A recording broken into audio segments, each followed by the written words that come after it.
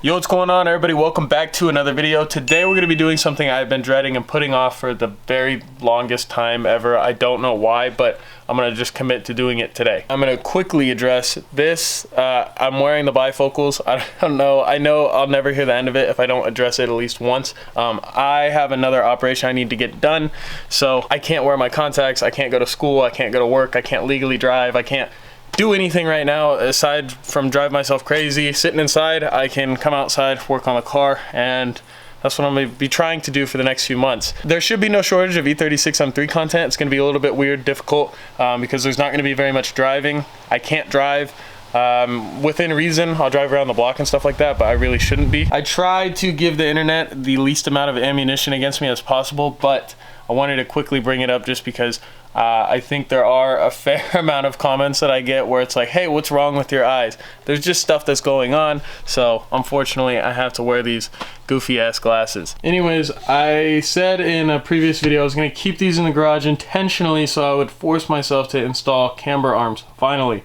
I cannot tell you how long I've had these sitting on the shelf. I think when I bought them, the job seemed a lot more challenging than it was, and now after everything I've done with this car in the last almost 2 years, this doesn't seem that bad. It doesn't sound like a cakewalk, but it really doesn't sound that bad. So we're gonna go ahead and tackle it today. I'm going to try my hardest to show you how to do this. Hopefully, if you're looking to install camber arms, this video will help you. So I got these like probably a year and a half ago. This was like one of the very first things I bought for my car that was like a real modification, and I got them from somebody that they're brand new. They have not been opened. Somebody had bought them for their track car, and I guess I don't know what happened to the car, but they never used these. I think they were just extras. So these could very well have super solid bushings in them, and I don't know if that's what I should be rocking with a completely stock rear end, but you know, eventually I will touch the rest of it. Let's open these up.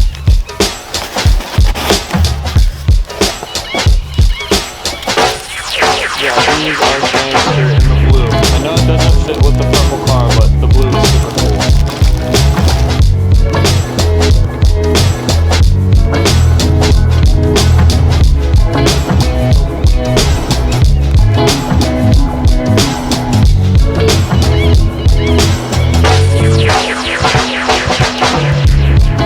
Now I know that they're just a suspension component and you're not really going to see them underneath the car and once they're installed, but I think the attention to detail is really cool. That little Turner engraving on the control arm is really cool, and I think the quality alone is just really good. I think these retail for $350, $400. I can't remember. I'll have to see if I can put a link down below if they still make them. I don't know. I've had these for quite a while now. Now all there is to do is to get these in the car, so let's get right to it.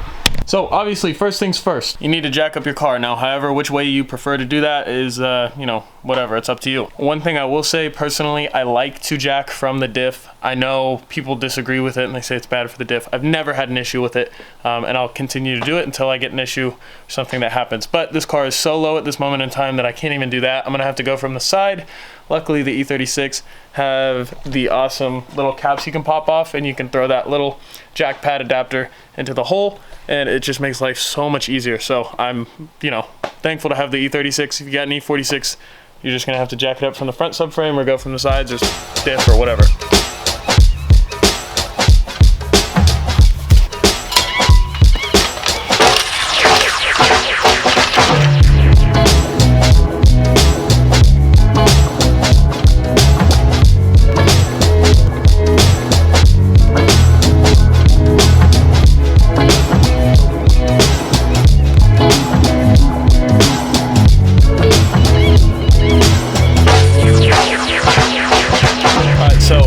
I was actually able to jack it from the diff. I didn't think I was gonna have the clearance, but I just had just enough. So car's jacked up, give it a good push, shake, whatever, make sure that it's secure, and then you can go ahead and start working. As you can see, we're under the car now. This arm right here is what we'll actually be replacing. So we shouldn't have to move too much out of the way. I think we'll have to do the rear sway bar and likely move the diff, which is gonna be kind of a pain, but I don't think it's gonna be too challenging. As you can see, the rear end is very stock. Hopefully I'll be doing a complete bushing and subframe and all that refresh eventually, but I would love to get the arms in just for now. I'm going to zip these DS1s off just because I will be replacing them with the AC Type 2s when all is said and done. Plus it'll give me a little bit more room to work from the side and stuff like that in the meantime. So I'm going to zip those wheels off and then I'll get back to you. We're going to start with this bolt, I believe. Alright, so I'm going to first tackle the passenger side, and in order to get those bolts out, we're going to use 18 mil impact deep socket. You can use an 18 mil whatever. Throw an 18 on the other side. I'll probably break it loose with a 1/2 inch breaker and then switch to a 1/2 inch ratchet, and then I might just throw like the 3/8 adapter so I can use my Milwaukee to actually get it out. But it might be kind of challenging to actually just pull right out. I don't think it's going to be that easy. I am going to spray, before I do anything, I'm going to go underneath there and I'm going to spray everything with PB Blaster. I've learned my lesson over the years at this point, so I'm just going to go under there and spray PB on everything just to hopefully break down some of that rust or whatever, dirt, buildup, grime, whatever that can. Yeah, I don't want any of that seized, so I'm going to go under there with some PB and then I'll get back to you. I've got the camera propped up, hopefully in a good enough angle for you. I'm going to get under there and I'm going to try and break this thing loose. Okay. Well, that's one way to break her free.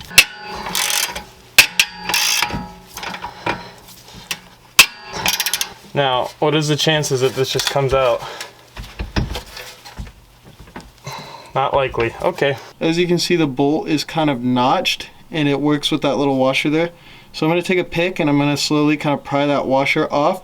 And then once I get that, I'll try and hopefully take a mallet and just punch this thing out from this side. All right, that was pretty easy. All I did was use this little pick. You can pry on that thing and it comes right off. Oh, well, I didn't have to do anything. That was pretty easy. And just like that, the bolt is out. I think this is best case scenario for me. You may have a struggle with that, but yeah, this whole bolt is notched for that little washer. And once you free that thing, I think it should be relatively easy because, as you can see, a rear knuckle, or whatever you would like to call, I think that's what it's called. It's completely free on this side. So now we need to get to the other side to actually get that undone. I'm not sure what we have to remove, but I'm gonna let you know when I find out. All right, so to my understanding, you're gonna have to remove the diff bolts and move the diff up or down a little bit, just kind of finagle it out of the way. I don't think there's a way around the diff. I think you're just gonna have to mess with it. Shouldn't be too big of a deal, especially if all I have to do is pull the bolts out and move it up a little bit. We don't have to take it out completely or anything from what I've seen, at least on the internet. So hopefully this goes smooth. So far, so good. I'm actually gonna go ahead and go to the other side and remove the lower bolt that goes into the trailing arm for the driver's side, just because once I have the diff jacked up with the jack and stuff, I'd rather, you know, put all my pressure and force on this before I have that jack holding the diff up, if that makes any sense. I'm just gonna go ahead and mirror what I did on the other side, so I'm not gonna film that. But once we get to the bolts, or the bolt that holds the control arm closer to the diff, towards that side of the car in the center, I'll record that. But I'm gonna go ahead and do what I did on this side, on that side. All right, so without fail, the driver's side was way worse than the passenger side. Of course, always something like that. So I did manage to get it off, sprayed a bunch of PB Blaster. I came back in 15 minutes, kind of waited for it, hit it with the impact, tried it manually again, still not budging. Just the nut was so seized on there. So what I ended up doing, I took the 18 mil and on the side, the nut side, I wedged it up there and I just cranked it until it budged against the trailing arm. Probably not the smartest thing you could do, but it was the only way I could do. So then I could put two hands on the breaker bar, if that makes sense. I'm gonna quickly get this off and then we'll go ahead and work towards the center of the car. So I guess dropping the sway bar is gonna be rather easy because I just need to go in here with the 13 and not get it stuck. I'm gonna go ahead and do the same thing on the other side, and I'll tell you what else you need to do, because I'm sure there's more than just this. All right, yet again, I spoke way too soon. I'm gonna quickly show you this in case you're having the same problem. You shouldn't. I feel like I'm the only one that's probably having this problem. And I think it's just because the bushings are so worn in the end link that there's too much play. I'll show you. Okay, I know we have like crazy ISO here, but you can see we got the nut there. And then this guy normally sits in here like so. So you're trying to crank this, but there's so much play in the bushing for the end link that every time you crank it, it's just not, it's just moving the whole link, if that makes sense. So take this out, drop the strut, which is kind of annoying, but honestly I'm gonna have to adjust the height before I put this all back together anyways, so it's not a huge deal. Then you come in here and with these start to loosen this thing, and now it's actually coming off of the thread. It was going for a little bit and then it stopped. And now it'll come right off.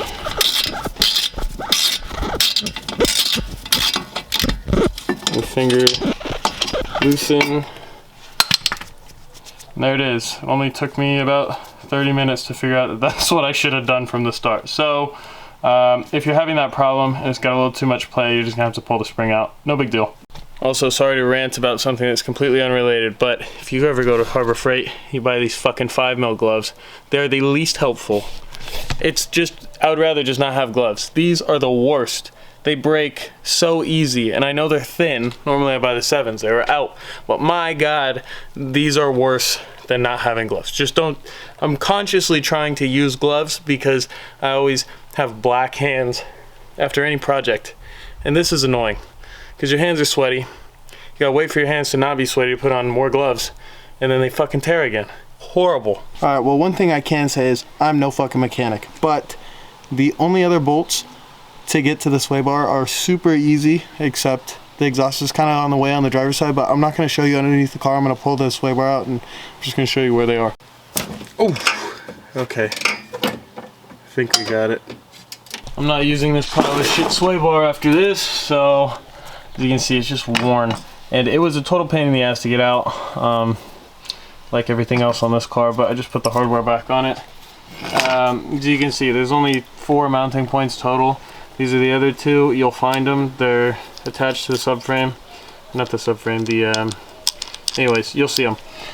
I'm going to replace this. I'm gonna not rock one for now. There's not really a huge need. This car kind of just goes straight anyways, so I'm gonna retire this. It has 200,000 miles on it, so I'm done with this. I had to drop the exhaust in order to get the sway bar out. I don't know if it's possible to do it without dropping your exhaust, but this AC Schnitzer muffler is huge. It is not very easy to work with, so it's a total pain to even deal with this, so I'm gonna have to throw it back up. I think I would rather just put this back up so it's not sagging down, do the rest of it. Don't think I need to pull it for any other reason. I really am not even trying to use this exhaust. I would like to sell this, even though I just got it. It's too quiet anyways. So I'm gonna put this back up, and then finally we're gonna loosen the bolts for the diff. Alright, so we are going for that bolt now. Hopefully you can see that. I'll get under the car and show you. It's gonna be the similar process, but there's no nut on the other end. You'll notice we're gonna kind of run into the diff. We're gonna run out of room for that bolt to go. So we're gonna actually unbolt the diff and then just hold it up with the jack. Hopefully we can move it away just enough to get that bolt or the nut out. Fuck the bolt. Alright, so you got some bolts here. One here on the ear of the diff, and then follow. You got another on the other ear of the diff. And then if you put your hand right behind or in front of the subframe, you'll feel you got one more here. So 1, 2, and 3. So just 3. I'm gonna put the jack underneath and we'll start cranking on these. I'll probably break them all loose first. Shouldn't be too bad. But with my luck, oh my God. You know what? I have a breaker bar. I'm not even gonna fuck with this. I've already broken that ratchet. Actually, where's my mallet?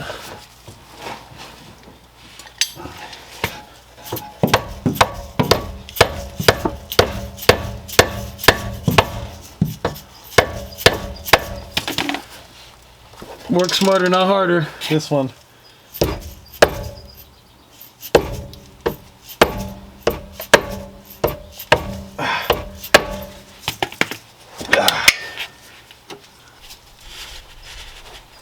This one's not going nowhere. Fuck. How tight this ought to be.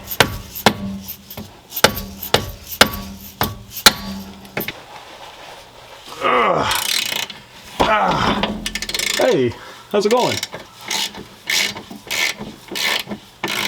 This is literally the last fucking thing. I need to move the diff out of the way.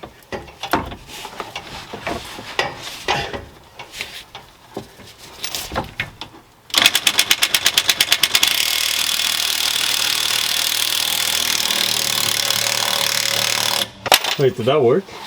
Oh, hey now. Fuck you! Fuck you, man. I've got the diff supported. Unfortunately, I had to use some wood to shim it because I'll run out of stroke if I actually need to move the diff up. Alright, I'm gonna have to pick this up on another day. I've run out of time for today.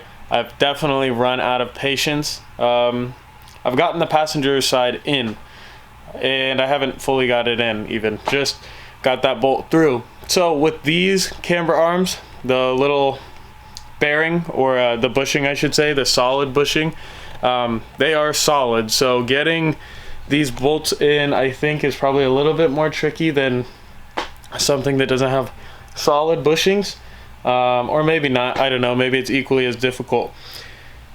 The diff is just jacked up as much as I can, realistically, without like breaking it. So I was just barely able to get the bolt through, and then there's a little like nutsert thing on the end that it threads into, and then there's like a little groove. I'll show you tomorrow or whenever I pick this up, but I literally lost it up inside of the subframe of the car. Somehow, some way, this thing that fits through this slot just barely managed to go up and then flip upside down like flat. So for almost an hour I was messing with that, and then to actually get the bolt in there, total bitch. Took forever. I just ran out of patience, so I started threading it in, and it did not feel good to do, but it did actually go in no problem after that. So yeah, passenger side is in. Driver side, just be careful if you're doing this. Don't do what I said earlier. Make sure you have to pull the exhaust out. The exhaust needs to come out, and it needs to stay out until your job is done. Dealing with the driver side with the exhaust in the way is just like not even worth it. So I'm pissed about that, but I'll get back to it on another day when I kind of reset and have some more patience, some more I'll lose my shit if I continue to do this. Alright, it is the next day. I'm gonna go ahead and drop the exhaust, and I'm gonna break the driver's side loose and get that arm out. That way we can put the driver's side in, and then they'll both be in. Once that's done, I'll be way happier where we're at progress wise, and we can start to actually dial in the fitment, and I can actually adjust the springs again, and we'll kind of like line up the ACs, see how it's fitting and all that. So fun part comes later, but for now I need to get this whole exhaust out again. So yeah, the exhaust bolts are 13s, I believe. I think there's 4 of them, 2 for each hanger, and then it bolts up to the mid pipe over there. I believe they're also 12s or 13s.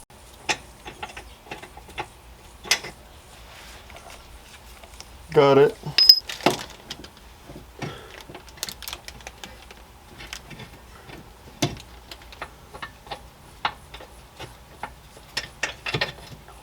Alright, so it is day 3 of installing these camber arms. Luckily, yesterday, I did actually get them fully installed. Now, all I have to do is actually set them up to the proper adjustment for kind of what camber I'm going for, and then I'm going to test the ACs. We're going to play around with fitment, and hopefully by the end of this video, it will be sitting the best it has sit ever.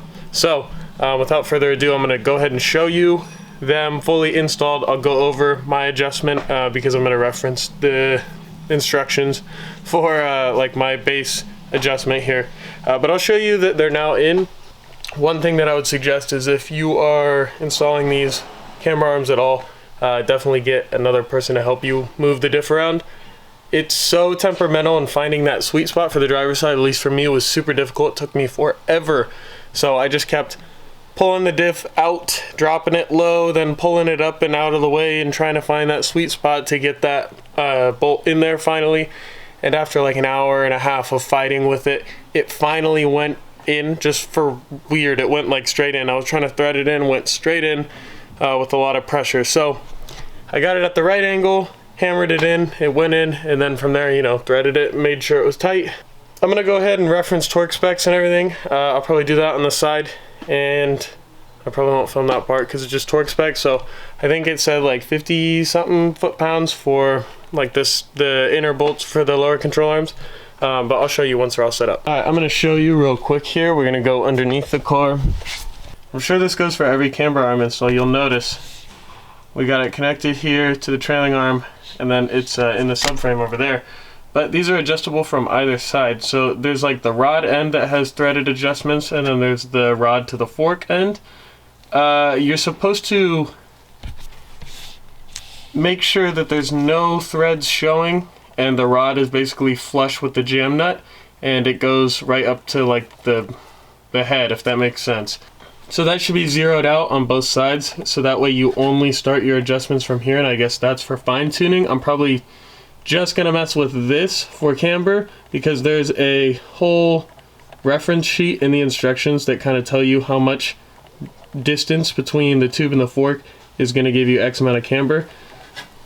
The idea, I think, is relatively the same, and it definitely is the same for every camber arm as in terms of how these things work. Obviously, the farther you go out, the more camber you're going to throw at it, so it's going to tilt it. And obviously, you're going to run into some toe issues, or at least I will. Hopefully, I don't have like excessive toe in more than I already have, but the more camber you throw at it, I'd assume the more toe you're going to get. So I'll probably have to order those brackets eventually that go in the trailing arms, so we can fix the toe. But we'll see.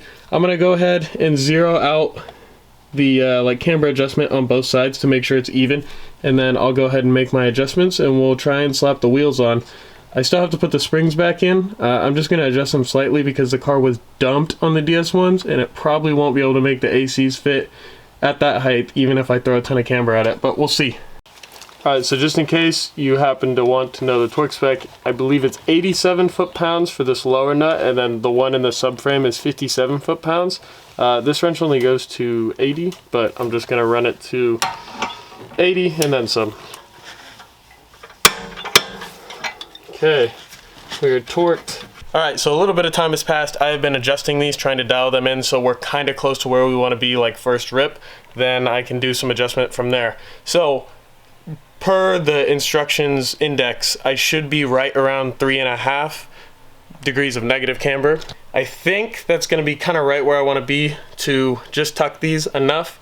I'm not trying to get crazy. I guess you can go up to -7 with these, which is not my intention or goal. So I know I'm probably gonna have some issues with toe. I'm gonna order those brackets.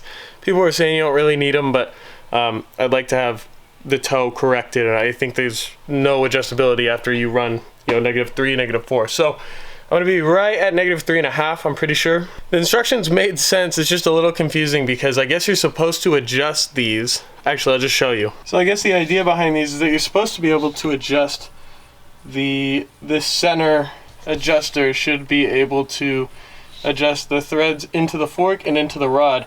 The issue that I'm having is once this is on the car and it's attached to the trailing arm or the knuckle, when I go to adjust it, the only threads I can adjust, or the only thing that's adjusting, is it's actually it's pulling the threads from the fork and not from the rod, so it's kind of like getting lopsided. You run out of adjustment, obviously you need, you know, you want threads on either side, because if I run this all the way out, then there's going to be no threads in there and it'll break.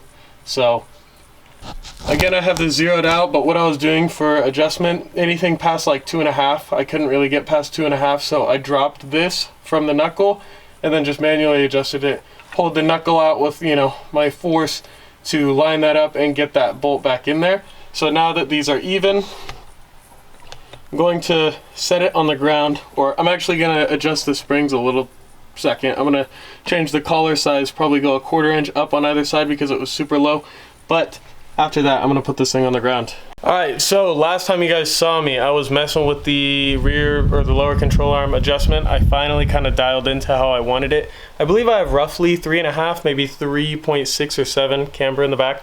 So it's about what I was looking to get. I'm not trying to go more than that. Once I get those toe brackets, I'll actually be able to lower it a lot more, but I don't want to dump the rear and then have the rear tuck tire and then have the front still kind of how it is. So I'm gonna go with like a conservative stance setup for now.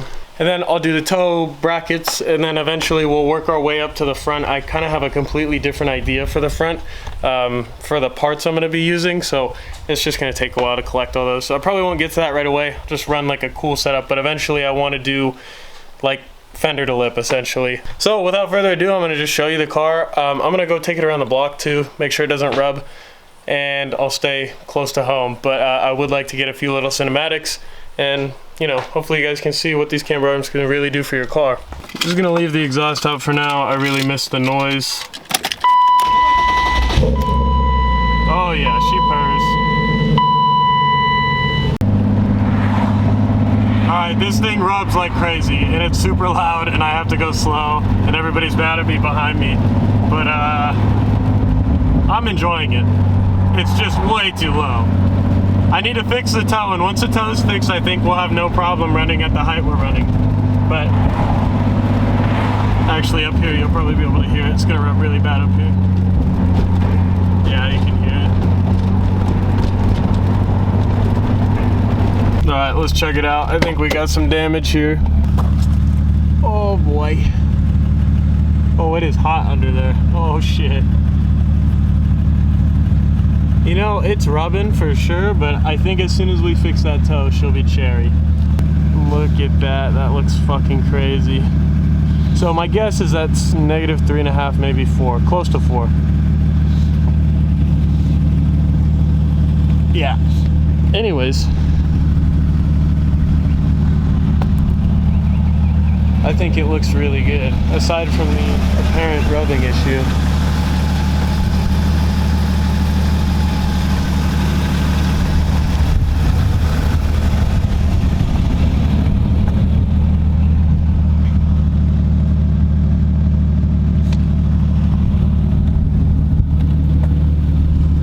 Definitely close. It's definitely way close.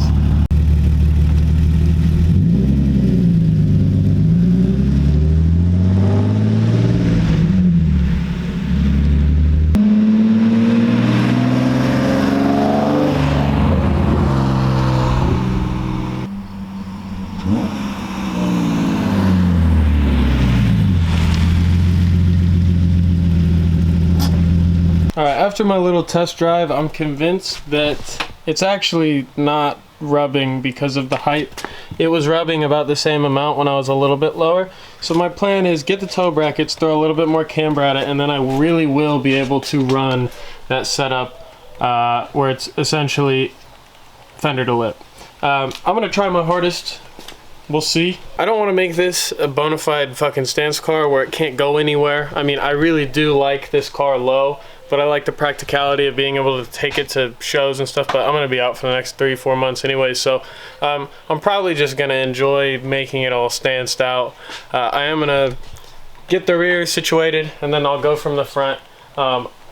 I just don't want to dump the rear, like I said earlier, and then have the front be like, okay. My dream E36 has always been something that's literally on the floor, but I really like this clean, classy setup. I just want to perfect it. So I'm going to work on getting those brackets. I'm going to get a front and rear sway bar, I think, just because the OEM ones are so tired. I know people say, oh, you don't have to run them.